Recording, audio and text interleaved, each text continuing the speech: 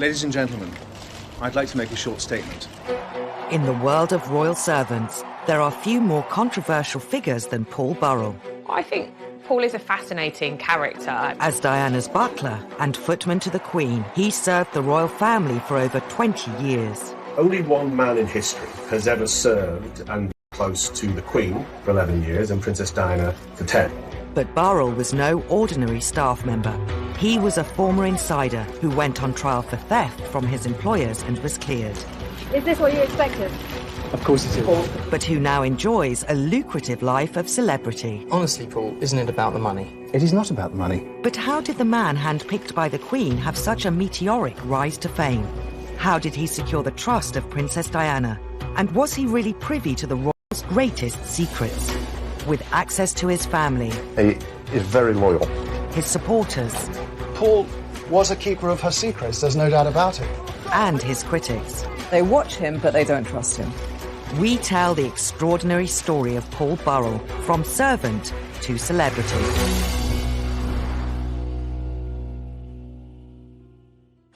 Today, Paul Burrell is one of the most visible figures in royal commentary. His 10 years as butler to Princess Diana still generate endless fascination and secure numerous TV bookings, including popular daytime TV shows. Joining me now is Princess Diana's former butler, Paul Burrell, of course, one of the people who knew her best of all. Morning, Paul. Can you believe it's been that long, Janet? I can't believe it's that long. I think in Britain, we love a character. He's incredibly colourful. He's very emotive. And, of course, he offers insight that a lot of people can't necessarily give. Having served as butler to Princess Diana, Paul became a household name, with the public eager to hear every detail of his life as a royal servant. Princess Diana made Paul Burrell famous, but Paul Burrell kept himself in the public eye for many decades and years thereafter. Paul's celebrity status grew through several high-profile TV appearances. Today, he shares aspects of his domestic world with his Instagram followers. He lives in a mock-Tudor mansion in Cheshire, from where he also sometimes films video messages revealing more details of his life with the royals.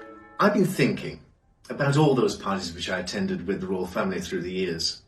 Parties with the Queen, fancy dress balls at Balmoral, family parties with Princess Diana, and parties celebrating the life of the princess.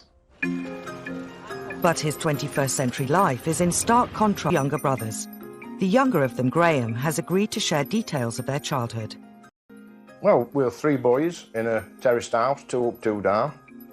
Dad worked 7 days a week, 12 hours a day. Mum was always there. We shared a bedroom together. We had bath time together on a Sunday night in Tim Bath. The young Paul found a form of escape from his surroundings in the glamorous world of Hollywood. I remember as a child, there was always a poster up on wall from his film magazine. He'd have a picture of Bette Davis or a picture of Elizabeth Taylor pinned to his bedroom wall as we were children. There was something about Paul that was always being led to a different life. Aged 12, Paul Burrell came face to face with a world entirely unlike his own on a family trip to London. We always went to Paris, and we always went to see Busby's. And on this particular time, we were all holding railings, 3 little boys from Derbyshire. And Paul said to Mum and Dad, one day I'm going to work there. Dad ruffled his hair and said, yeah, of course you are, son. After leaving school at 16, Paul studied for a diploma at Catering College. Upon graduating, he worked briefly in hotels on the south coast until a previous application to the royal household yielded a job offer. In 1976, at just 18, Paul Burrell began work as 14th footman to the Queen. This photo from his Instagram page shows him in Windsor Castle, but much of his time was spent at Buckingham Palace. When Paul actually got the job at Buckingham Palace, it was unreal. We were stood looking at the most famous house in the land. It gave us a doorway into a world that was so far from where we lived. It was a world of fantasy. It was like living a fairy tale in many ways for him. I think he had to pinch himself from time to time. We used to drive down, go into Buckingham Palace, sit in his bedroom window looking down the Mall, and that was so exciting. Within 16 months of starting at the palace, he was promoted to personal footman to the Queen. And she'd apparently said, who is that young man? and she'd been told, and she said, well, he seems to be very good at what he does. Let's try him out. And I think she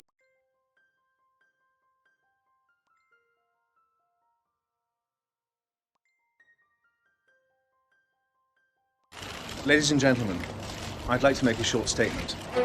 In the world of royal servants, there are few more controversial figures than Paul Burrell. I think Paul is a fascinating character. As Diana's butler and footman to the Queen, he served the royal family for over 20 years. Only one man in history has ever served and been close to the Queen for 11 years and Princess Diana for 10. But Burrell was no ordinary staff member. He was a former insider who went on trial for theft from his employers and was cleared. Is this what you expected?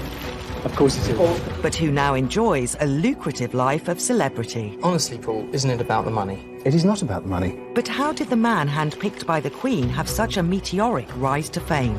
How did he secure the trust of Princess Diana? And was he really privy to the royals' greatest secrets? With access to his family, He is very loyal. his supporters, Paul was a keeper of her secrets, there's no doubt about it. and his critics. They watch him, but they don't trust him. We tell the extraordinary story of Paul Burrell, from servant to celebrity.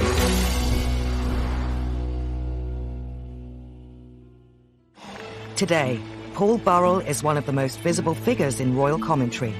His 10 years as butler to Princess Diana still generate endless fascination and secure numerous TV bookings, including popular daytime TV shows. Joining me now is Princess Diana's former butler, Paul Burrell, of course, one of the people who knew her best of all. Morning, Paul. Can you believe it's been that long, Janet? I can't believe it's that long. I think in Britain, we love a character. He's incredibly colourful, he's very emotive, and of course he offers insight that a lot of people can't necessarily give. Having served as butler to Princess Diana, Paul became a household name, with the public eager to hear every detail of his life as a royal servant. Princess Diana made Paul Burrell famous, but Paul Burrell kept himself in the public eye for many decades and years thereafter.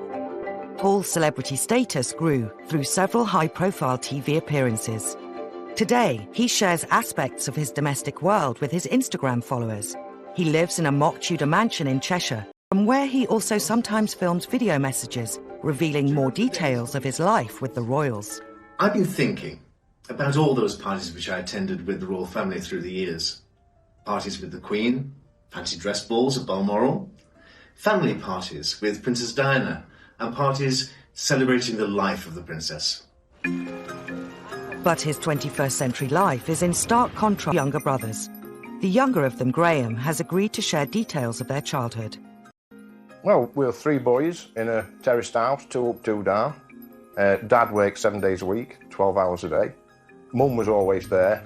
We shared a bedroom together. We had bath time together on a Sunday night in Tim Bath. The young Paul found a form of escape from his surroundings in the glamorous world of Hollywood.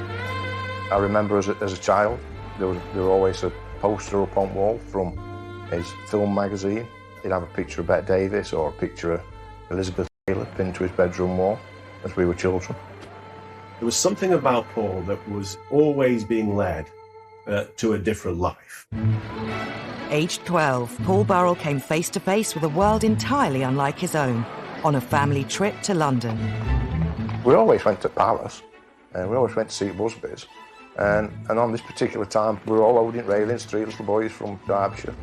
And Paul said to Mum and Dad, one day I'm going to work there. Dad ruffled his hair and said, yeah, of course you are, son. After leaving school at 16, Paul studied for a diploma at catering college. Upon graduating, he worked briefly in hotels on the south coast until a previous application to the royal household yielded a job offer. In 1976, at just 18, Paul Burrell began work as 14th footman to the Queen. This photo from his Instagram page shows him in Windsor Castle, but much of his time was spent at Buckingham Palace. When Paul did actually get the job at Buckingham Palace, it was unreal. We were stood looking at the most famous house in the land. It gave us a doorway into a world that was so far from where we lived. It was a world of fantasy. It was like living a fairy tale in many ways for him. I think he had to pinch himself from time to time. We used to drive down going to Buckingham Palace, sit in his bedroom window looking down the Mall, and that was so exciting. Within 16 months of starting at the palace, he was promoted to personal footman to the Queen. And she'd apparently said, "Who is that young man?" And she'd been told, and she said, "Well, he seems to be very good at what he does. Let's try him out." And I think she was looking for a new footman. So, I mean, she doesn't have very many, and she doesn't have very many men in that close area. But, you know, Paul Burrell, in a very short time, became one of the key male servants in the Queen's life. Once promoted, the Queen tested Paul Burrell with a job very close to her heart. Burrell was thrown in at the deep end. The first thing she said to him was, "Oh, do you like dogs?" And he said, "I love dogs, Your Majesty." "Well, let's see if they like you." But Paul was quite practical. At breakfast that morning, he'd wrapped up because he thought they might come in useful if he had to sort of placate the corgis. His secret weapon came in very handy because he managed to sort of rush off after the dogs behind some trees and dish out their treats to them. And after that, of course, they wouldn't leave him alone. It went until I actually stood in Royal Enclosure at Royal Ascot and seen the carriage drive swoop into Royal Enclosure and saw Paul sat up back at carriage directly behind Queen, that it hit me like a ton of bricks that my brother was so close to Her Majesty. As her personal footman and chief corgi walker, Paul Burrell was one of the Queen's top servants. The images he posts online illustrate the pride he took in his job. But like all staff members, Paul would have been made very aware of his standing. Di Davis, who served the royals from 1994 to 98 as head of Scotland Yard Royalty Protection Force, remembers well the boundary between the royals and their staff. I think Her Majesty, she has seen so many servants, police officers, private secretaries come and go. All of us who work with and for the royal family have to remember our place. We're there to support them. We're not there to be their best friends. Whilst Paul may have been kept busy with his duties for the Queen, he still found time to help out the newest addition to the royal family. In 1981, Diana Spencer was living at Buckingham Palace in the months leading up to her wedding to Prince Charles. This other member of staff called Mark Simpson had got close to the princess, and he was taking her Big Macs, and so he pulled Paul Burrell in to be part of this mission. And so they went to a local McDonald's and they brought back Big Macs and fries. And they apparently sat and had it together. And that's Diana. I think she could mix with everybody. But whilst Paul was becoming popular upstairs, it would be downstairs that romance blossomed. Paul met his wife Maria, who was a maid to Prince Philip, while they were making the Queen's bed. He and Maria did break new ground, because normally what happens when below-stairs staff marry was that one of them, at least, has to stop working. Paul happened to mention this to the Queen one day, and the Queen said, "Well, that can't be right. You and Maria deserve to stay on." Although today Paul is strongly associated with Lady Diana, it was originally his wife Maria who bonded with the princess and secured Paul's future with the newest royal. Sometimes she would pop down to a little tiny mews flat, which is at the back of Buckingham Palace, where all the servants lived, and she would, drop in to see Maria as well. So slowly, this sort of relationship was building. So Princess Diana and Maria, so sharing their experiences and bonding over that new life. By the mid-80s, when Diana and Charles needed more staff at Highgrove, their Gloucestershire residence, Diana made an offer to Maria, not Paul. Diana in sort of appealing to Maria to think about the future, and you can't carry on living in this poky little flat. Why don't you come and work for us? And with pressure from Diana and a lot more pressure from Maria about a new life in the countryside, they managed to persuade Paul about the benefits of family life at Highgrove. Although initially reluctant to leave the Queen's service, in 1987 Paul relented to pressure from Diana and his wife by moving to Highgrove to become butler to the Prince and Princess of Wales. And I don't blame him in one sense. They were the future, as it were, or she was the future, and the potential future Queen. Why wouldn't an ambitious servant want to be on the right side, as it were? But as Paul began on the exciting new chapter in his life, Words of warning echoed in his ears. Just before he left, he was taken aside by a very senior figure at Buckingham Palace who said to him, Paul, there is something you need to know about the Charles and Diana household. All is not as it seems.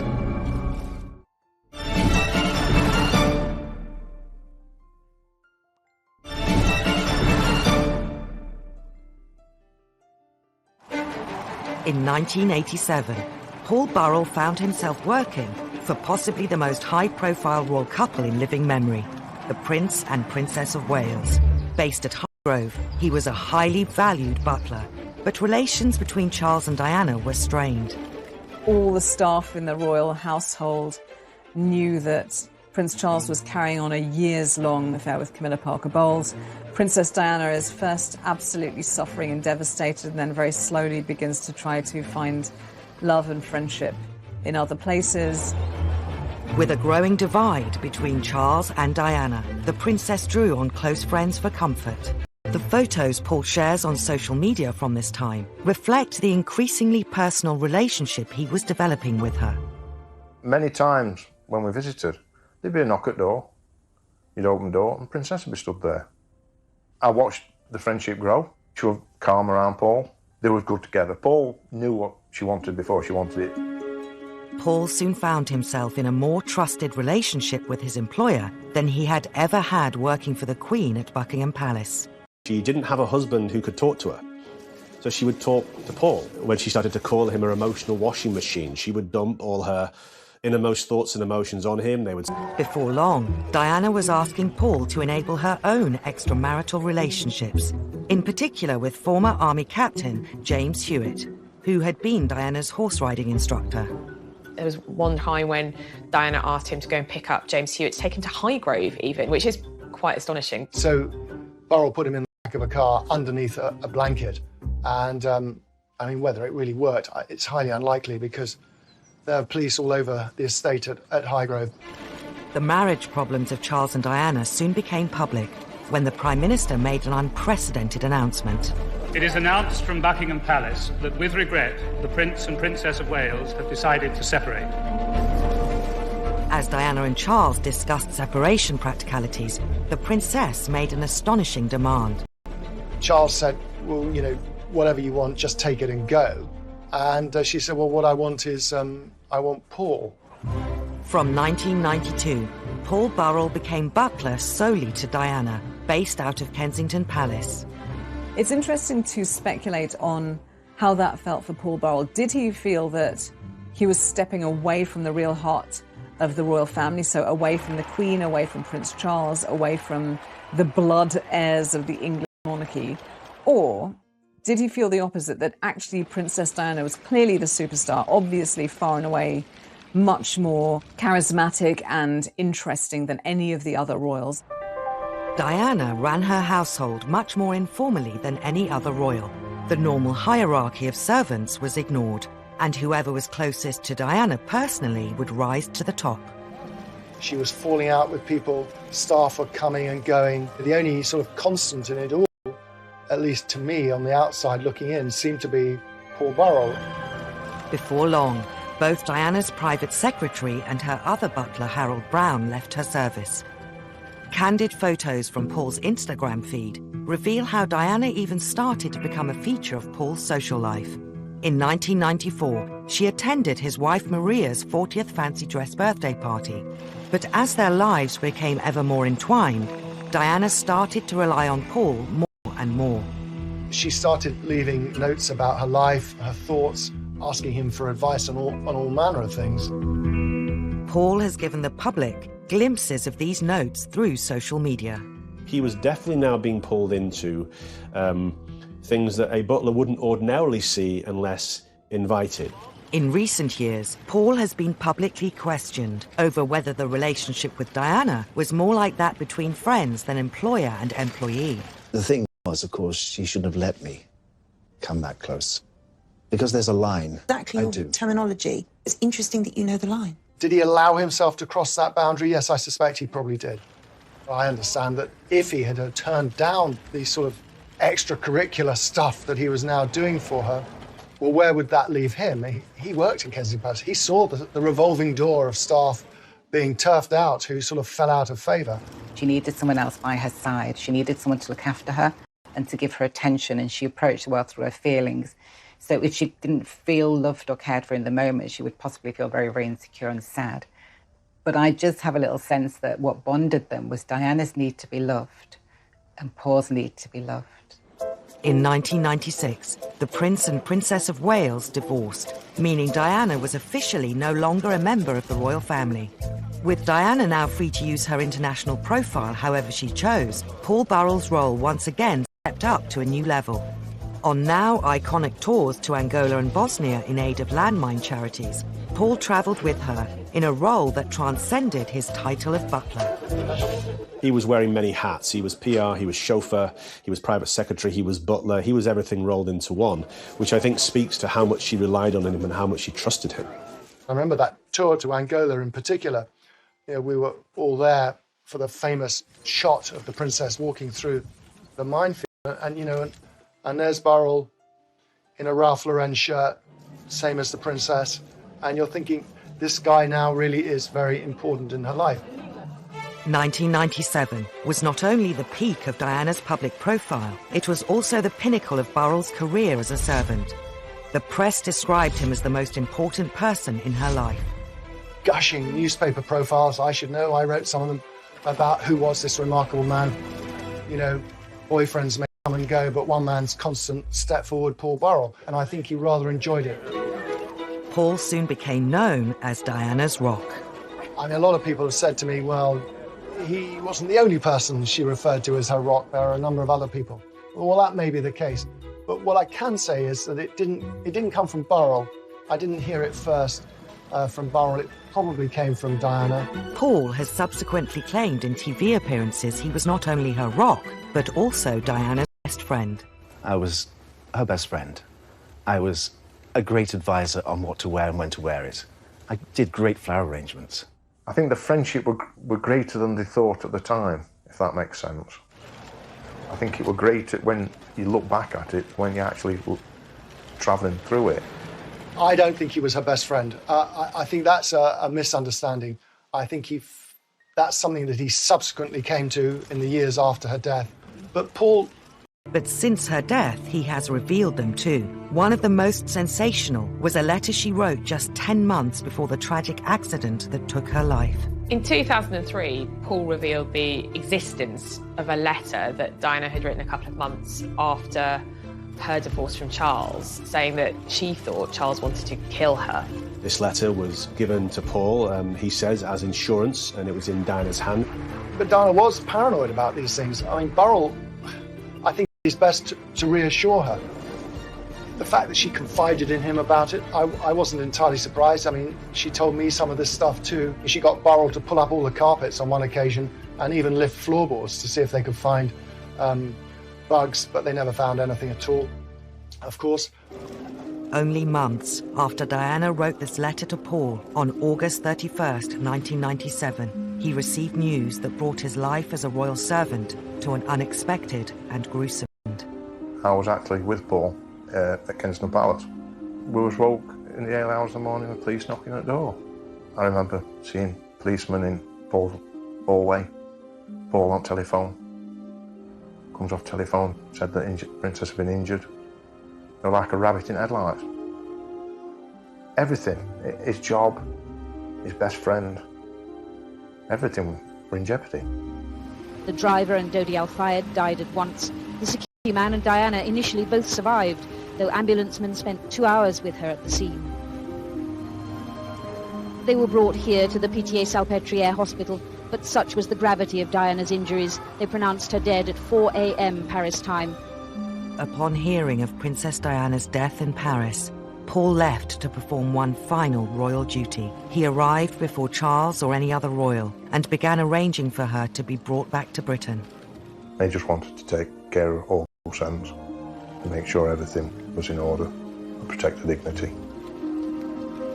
After her televised funeral in Westminster Abbey, Paul was one of only 2 non-family members invited to Diana's private burial at the family estate, Althorpe.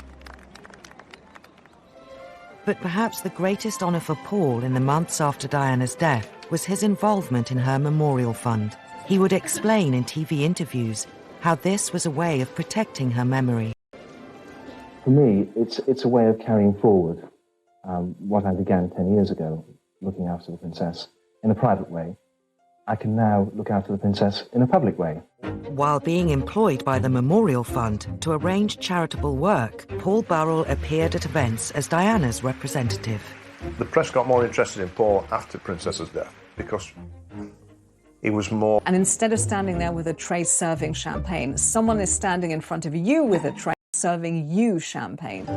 By the middle of 1998, Paul Burrell had carved out a place for himself in public life as the spokesperson for Princess Diana's work and ideals. But with his public profile rising, what was more important to Princess Diana's former butler?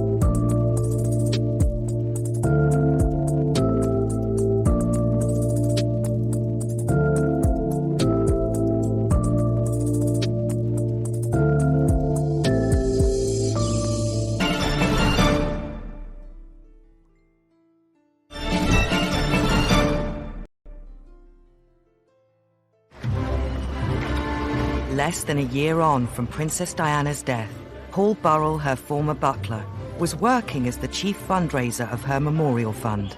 The Princess of Wales Memorial Committee gathered in 11 Downing Street for their 5th meeting. But it wasn't long before his high profile began ruffling feathers. It is a moving and natural progression for Paul Burrell to be the person to take up the mantle, to carry forth, championing the causes embraced by the princess in her lifetime.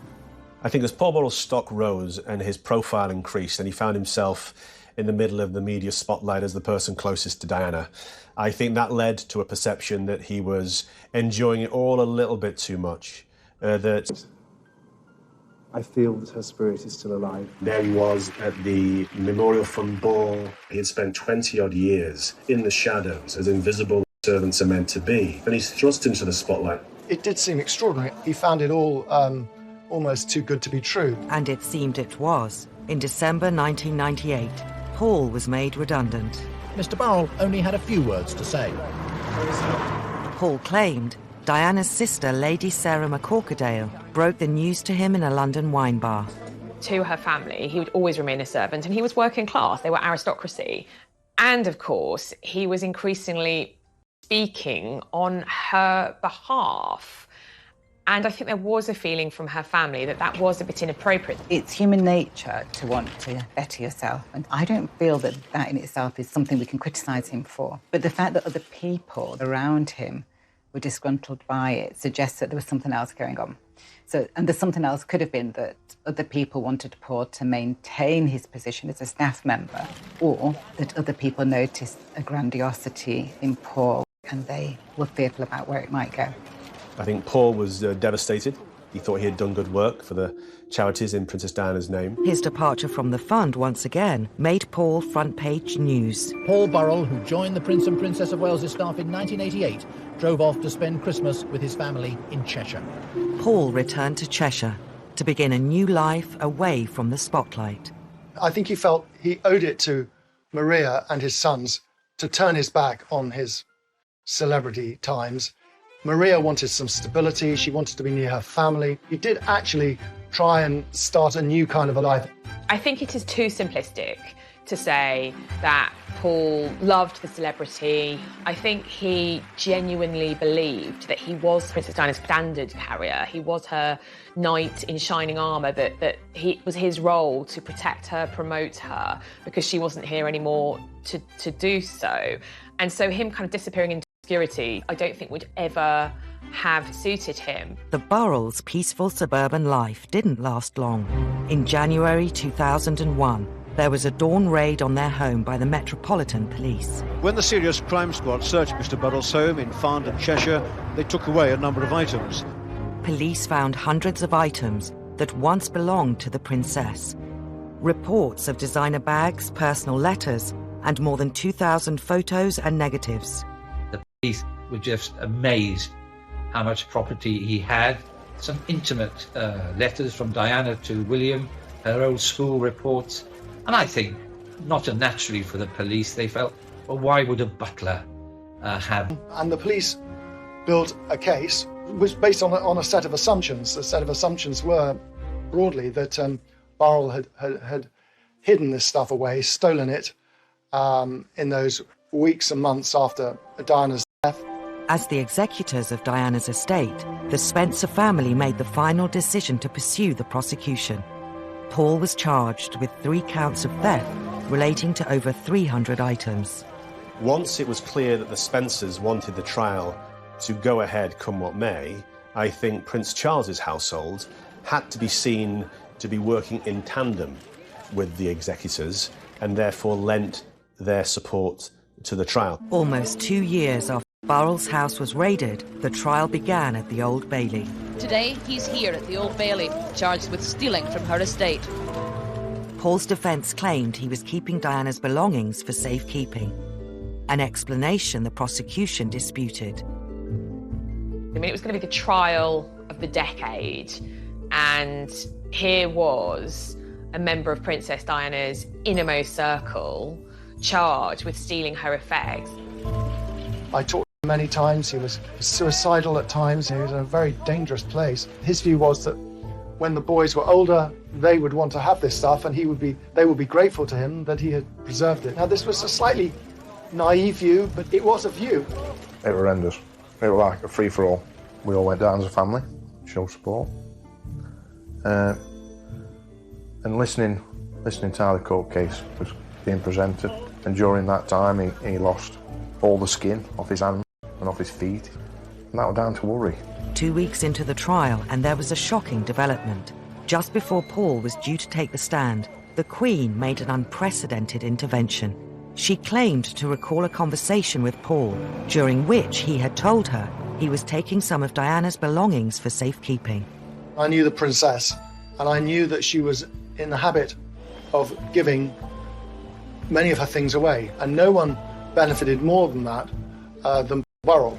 The case collapsed. He's happy and relieved to have been acquitted on all charges after the terrible ordeal of the last 21 months. I think, at the end of the day, Paul Burrell would have liked his right to reply in court to balance out the accusations and the reputation damage that had taken place over the previous 2 weeks.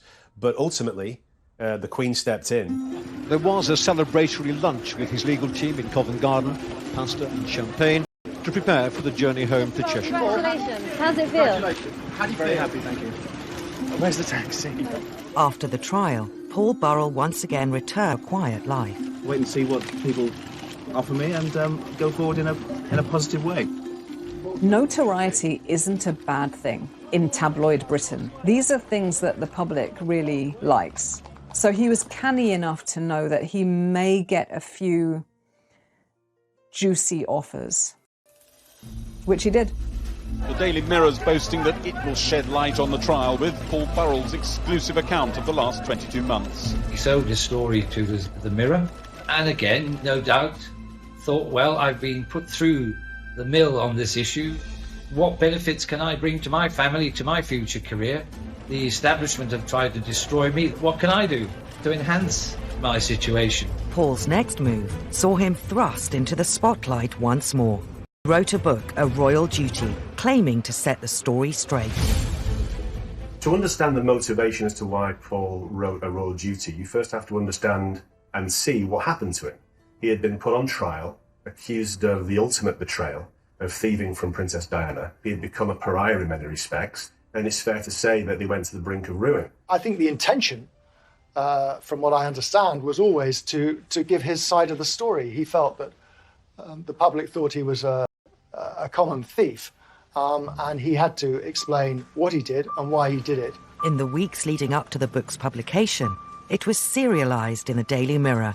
Piers Morgan, the editor at the time. He'll never betray Diana, he'll never betray the Queen, he's made it very clear. The week before the book was due to be published, there was an unprecedented statement from Princes William and Harry. William tonight finally decided enough was enough. Their press secretary read it out.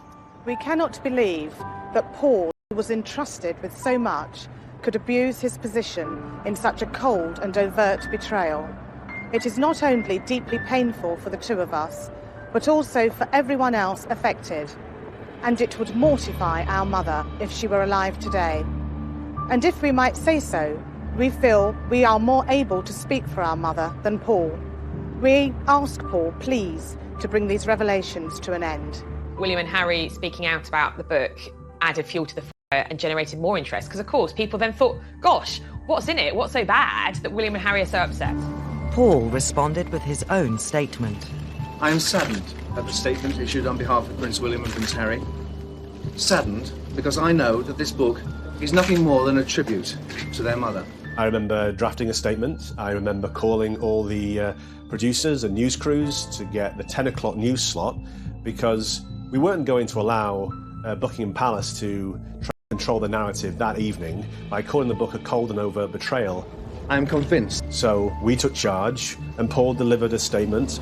I would also like to point out that following the collapse of my trial at the Old Bailey last year, no one from the royal family contacted me or said sorry for the unnecessary ordeal myself, my wife and my sons were put through. Embarking on a world tour to promote the book, Paul was soon confronted with accusations of cashing in. I have to stand for myself and what I think is true, and I've done that. And that's why I've written the book. Honestly, Paul, isn't it about the money? It is not about the money. Absolutely not. I think that's a little disingenuous when he says it's not about the money. But then, of course, publicly, he can never admit that it's about the money, can he? I mean, how can anyone ever admit that it's about the money? I'll just say this, that in the years after Diana died, he was offered many different times the chance to write his book. One offer, which I saw, was for $4 million. He refused it flat and didn't entertain any discussions. And News International offered him a package totaling £2 million. He refused that deal. He chose the lesser deal on the table, which was £350,000 from the Daily Mirror. It was about, for Paul, the truth. How could his story be presented as he wanted it to be presented? You know, there's that such inherent hypocrisy in all of us. We'll have to say, oh, goodness, you know, roll our eyes at someone who we say is cashing in on, you know, having worked for the royals. But equally, we can't get enough of it. We want to lap up everything that they have to say. With the spotlight firmly on the former butler, in 2004, Paul appeared on ITV's popular reality show, I'm a Celebrity, Get Me Out of Here. Taking part in a number of challenges, much to the amusement of presenters Ant and Dec.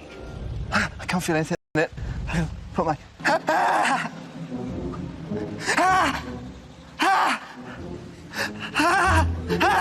And I watched some of it, and he was very funny. You know, he was screaming and shouting, as people do. Paul finished the show in second place. And I think he was surprised at how well he did. It was a real kind of role reversal. He'd been kind of public enemy #1, and now suddenly he was the nation's sweetheart. With his popularity on the rise, Paul decided to move his family to America, where he accepted offers endorse a range of products, from teacups to linen. I do understand why, if you've been in a trial in England and it was very exposing, you get to America where people are going to treat you much better and they're going to treat you like you're famous, without any baggage at all, with a nice little paycheck ticking over. It's seductive. The Americans love British royalty, and they love the kind of Downton Abbey, upstairs, downstairs kind of story. So here was a bona fide servant to the British royal family, best mate of Diana's, and he wasn't to last. After the inquest into Diana's death, he was secretly filmed, admitting he didn't tell the whole truth in court. Paul's world once again came crashing down.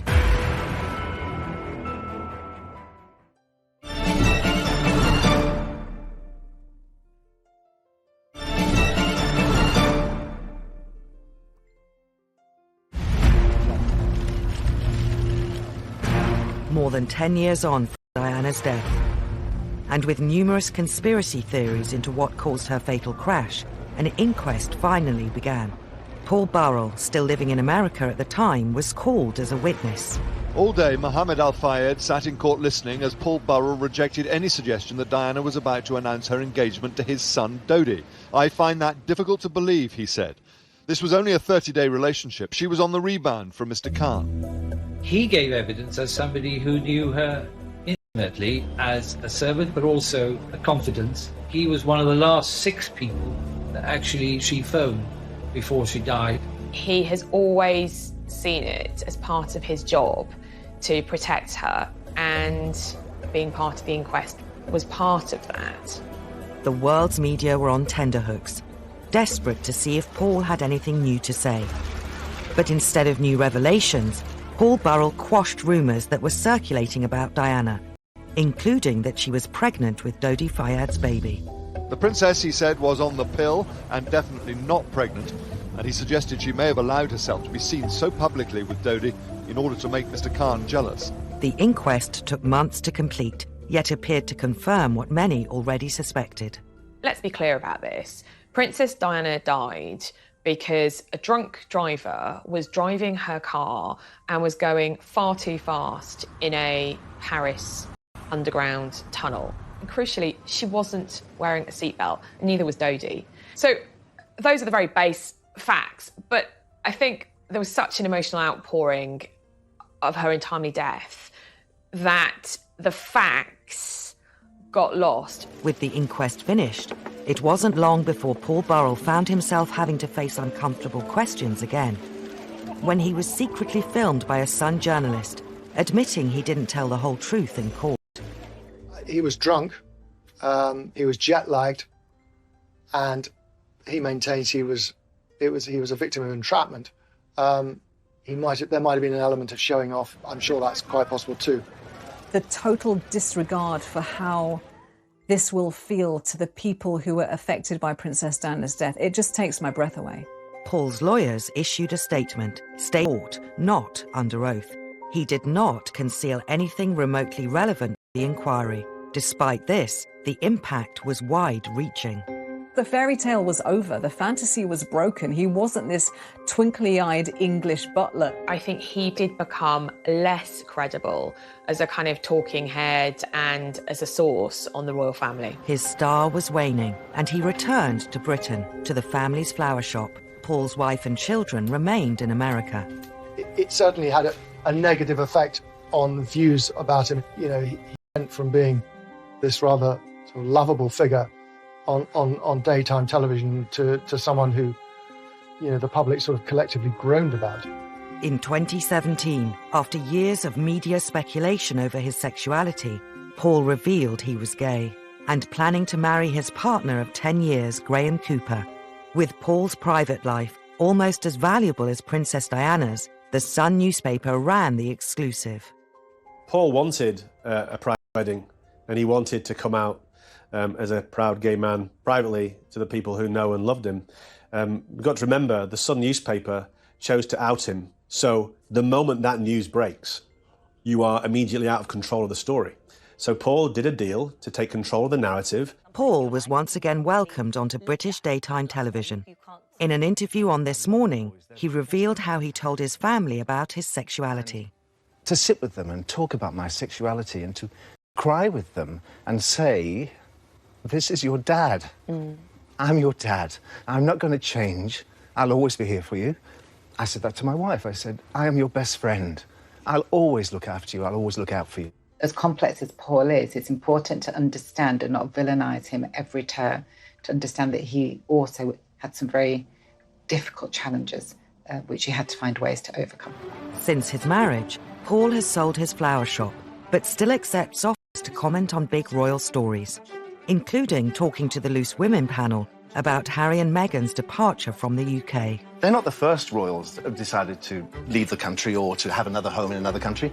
Diana was also deciding to spend some of her time in America. And in fact, the day she died, on her desk were plans of a home in Malibu in California, which she was in the process of purchasing. Undoubtedly, Paul will want to talk about one of the biggest royal stories this summer, the unveiling of a statue of Princess Diana on what would have been her 60th birthday.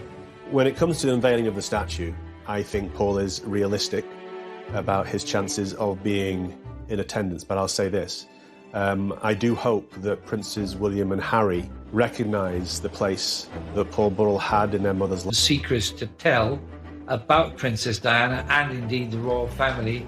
This has allowed his image to carry on, if you like, and the press and the public to be intrigued by this unique man and his unique relationship with Diana and indeed the royals themselves. He isn't going to deny his background and his past, and when television companies ask him to comment, if he wants to, he'll do it, and he'll continue to do that. And he would consider that no more than a right, really, if you like. Paul Burrell holds a really unique place in public life. He's a public figure who's now a celebrity in his own right, but I think he's slightly mistrusted by the British public, and at the same time, they can't get enough of him. In 1976, at just 18, Paul Burrell began work as 14th footman to the Queen. This photo from his Instagram page shows him in Windsor Castle, but much of his time was spent at Buckingham Palace. When Paul actually got the job at Buckingham Palace, it was unreal. We were stood looking at the most famous house in the land. It gave us a doorway into a world that was so far from where we lived. It was a world of fantasy.